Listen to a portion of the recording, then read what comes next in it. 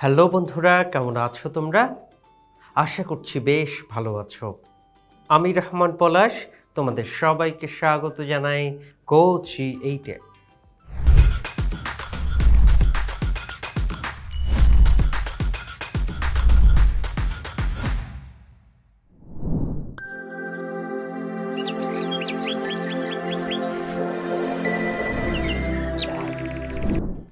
বন্ধুরা, আজকে আমরা একাদশ ও দ্বাদশ শ্রেণীর সমাজবিজ্ঞান দ্বিতীয় পত্র বইয়ের তৃতীয় অধ্যায় থেকে প্রাচীন প্রস্তর যুগ সম্পর্কে আলোচনা করব। তাহলে চলো বন্ধুরা, আলোচনা শুরু করা যাক। বন্ধুরা, আমরা জানব প্রত্নতত্ত্বের সময়কালের ভিত্তিতে সমাজের শ্রেণী বিভাগ। তোমরা আগেই জেনেছো যে পৃথিবীর ইতিহাসে বিভিন্ন সময়ে অনেক ধরনের সমাজ ও সভ্যতা সৃষ্টি হয়েছিল। মানব সমাজের উৎপত্তি ও ক্রমবিকাশের এই সময়গুলোকে চিহ্নিত করার জন্য ঐতিহাসিক, প্রত্নতত্ত্ববিদ এবং নৃতাত্ত্বিকগণ সামাজিক বিবর্তনের বেশ কয়েকটি পর্যায়কে চিত্রিত করেছেন। সেগুলো হলো প্রাচীন প্রস্তর যুগ, নব্য প্রস্তর যুগ, ব্রোঞ্জ যুগ, তাম্রযুগ এবং লৌহ যুগ। বন্ধুরা, মূলত বিভিন্ন সমাজের এবং বিভিন্ন যুগের মানুষের জীবিকা উপার্জন এবং উৎপাদন কৌশলের উপর ভিত্তি করেই সেই যুগের নামকরণ করা হয়েছে। এছাড়া কোন সভ্যতায় কোন সামাজিক ও সাংস্কৃতিক বিষয়টি প্রাধান্য পেয়েছে সেটিও যুগের নামকরণের সাথে জড়িত। বন্ধুরা, আমরা জেনে নেব প্রাচীন প্রস্তর যুগ সম্পর্কে। আজকে আমরা এই প্রাচীন প্রস্তর যুগ নিয়ে আলোচনা করব। প্রাচীন প্রস্তর যুগের ইংরেজি প্রতিশব্দ হল প্যালিওথিক এজ। এই প্যালিওথিক শব্দটির উৎপত্তি হয়েছে দুটি গ্রিক শব্দ। সেই শব্দ দুটি হলো প্যালিও এবং লিথিওস।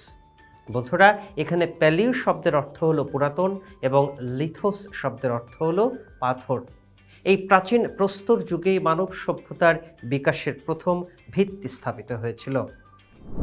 বন্ধুরা, এ পর্যায়ে আমরা জানব প্রাচীন প্রস্তর যুগের সময়কাল সম্পর্কে।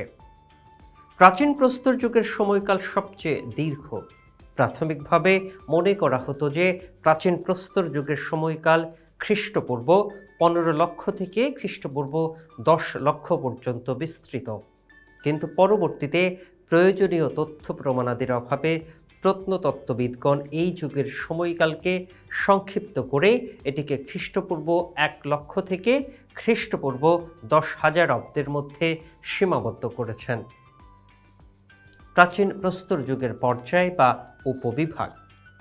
বন্ধুরা, বিভিন্ন সময়ে প্রাপ্ত তথ্য উপাত্তের উপরে ভিত্তি করে প্রাচীন প্রস্তর যুগকে 3টি উপবিভাগ বা পর্যায়ে ভাগ করা হয়েছে। সেগুলো হলো নিম্ন প্রাচীন প্রস্তর যুগ, যেটি খ্রিস্টপূর্ব 6 লক্ষ থেকে খ্রিস্টপূর্ব 1 লক্ষ পর্যন্ত, মধ্য প্রাচীন প্রস্তর যুগ, যেটি খ্রিস্টপূর্ব 1 লক্ষ থেকে খ্রিস্টপূর্ব 30,000, এবং উচ্চ প্রাচীন প্রস্তর যুগ খ্রিস্টপূর্ব 30,000 থেকে খ্রিস্টপূর্ব 10,000 পর্যন্ত।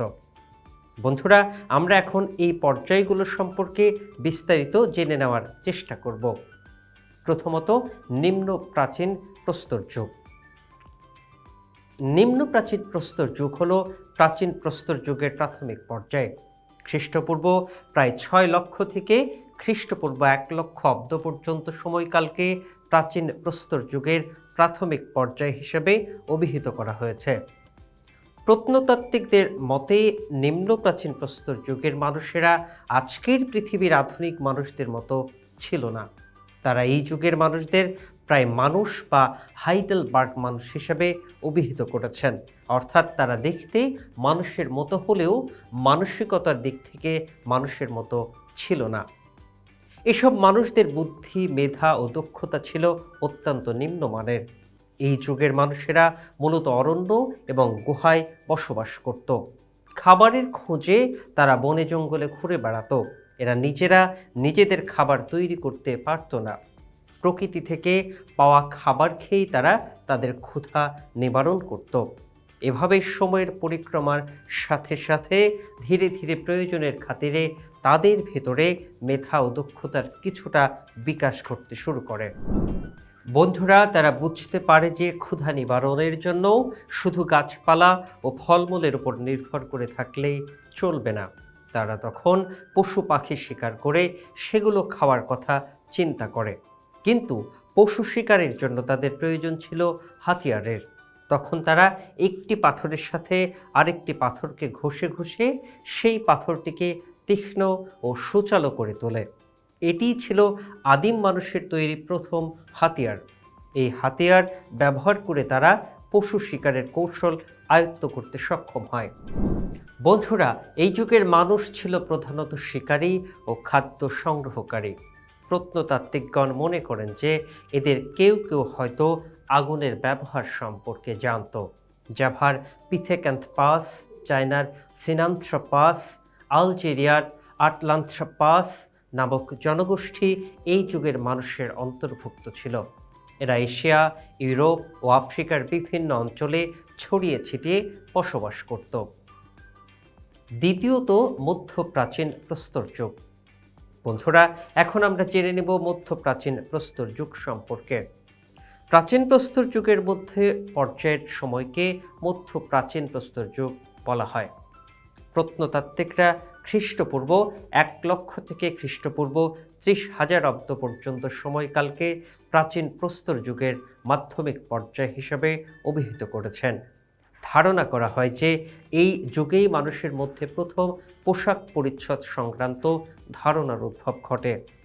এই যুগের মানুষেরা লজ্জা ঢাকার জন্য বড় বড় গাছের পাতা, হরিণের চামড়া ইত্যাদি পরিধান করতে শুরু করে।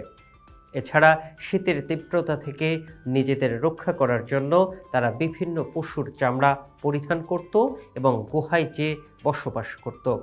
এই সময় তারা শিকার করার জন্য আরও বিভিন্ন ধরনের অস্ত্রশস্ত্রের প্রয়োজনীয়তা অনুভব করে।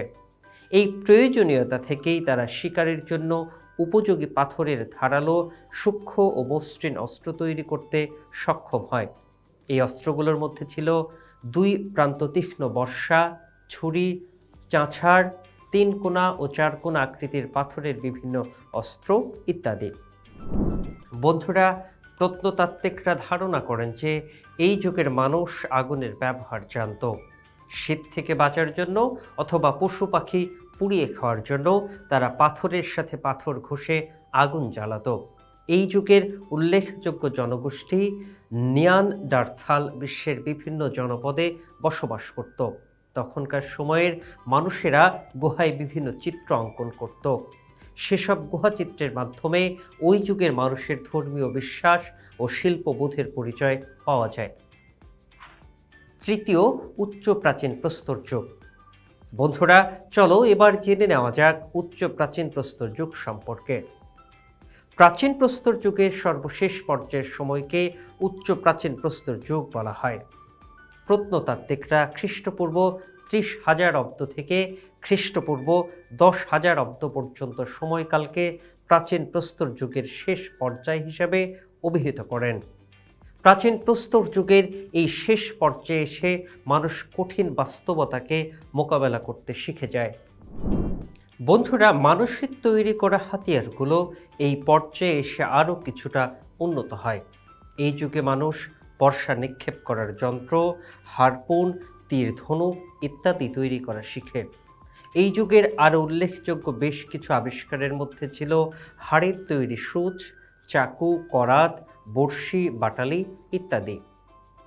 তীর ধনুক ও হারপুন ব্যবহারের মাধ্যমে শিকারের কাজটি এই পর্যায়ে এসে মানুষের জন্য অনেকটা সহজ হয়ে যায়। এছাড়া মানুষ এই সময় বড়শি দিয়ে নদী বা সাগর থেকে মাছ ধরাও শুরু করে। বন্ধুরা, উচ্চ প্রাচীন প্রস্তর যুগের উল্লেখযোগ্য বাসিন্দা হল ক্রোম্যাগনন জাতিগোষ্ঠী। স্পেন ও দক্ষিণ ফ্রান্সের কিছু গুহায় এই যুগের মানুষদের আঁকা বেশ কিছু নিপুণ শিল্পকর্মের সন্ধান পাওয়া যায়। ওই নিদর্শনগুলো থেকে অনেক প্রত্নতাত্ত্বিকরা ধারণা পোষণ করেন যে সেই যুগের মানুষেরা গুহাচিত্র আঁকার জন্য রং ব্যবহার করত। বন্ধুরা, আজকে তাহলে আমরা প্রাচীন প্রস্তর যুগের 3টি পর্যায় সম্পর্কে জেনে নিলাম। আগামী ক্লাসে আমরা সমাজ ও সভ্যতার বিকাশে প্রাচীন প্রস্তর যুগের প্রভাব সম্পর্কে বিস্তারিত আলোচনা করব। আর এই ছিল আমাদের আজকের আলোচনার বিষয়। পরবর্তী ক্লাসে আবার দেখা হবে। ততদিন পর্যন্ত তোমরা সবাই ভালো থেকো, সুস্থ থেকো এবং GoG8 এর সাথেই থেকো।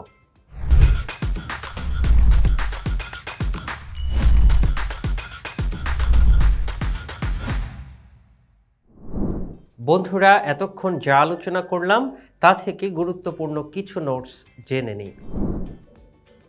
প্রাচীন প্রস্তর যুগে মানব সভ্যতার বিকাশের প্রথম ভিত্তি স্থাপিত হয়েছিল। খ্রিস্টপূর্ব 1,00,000 থেকে খ্রিস্টপূর্ব 10,000 অব্দের মধ্যবর্তী সময়কে প্রাচীন প্রস্তর যুগ বলা হয়। প্রাচীন প্রস্তর যুগকে 3টি উপবিভাগ বা পর্যায়ে ভাগ করা হয়েছে। সেগুলো হলো নিম্ন, মধ্য ও উচ্চ প্রাচীন প্রস্তর যুগ। প্রাচীন প্রস্তর যুগে মানুষ মূলত পাথরের তৈরি হাতিয়ার ব্যবহার করত। খ্রিস্টপূর্ব প্রায় 6 লক্ষ থেকে খ্রিস্টপূর্ব 1,00,000 অব্দ পর্যন্ত সময়কাল হল নিম্ন প্রাচীন প্রস্তর যুগ। খ্রিস্টপূর্ব 1,00,000 থেকে খ্রিস্টপূর্ব 30,000 অব্দ পর্যন্ত সময়কাল হল মধ্য প্রাচীন প্রস্তর যুগ। খ্রিস্টপূর্ব 30,000 অব্দ থেকে খ্রিস্টপূর্ব 10,000 অব্দ পর্যন্ত সময়কাল হল উচ্চ প্রাচীন প্রস্তর যুগ।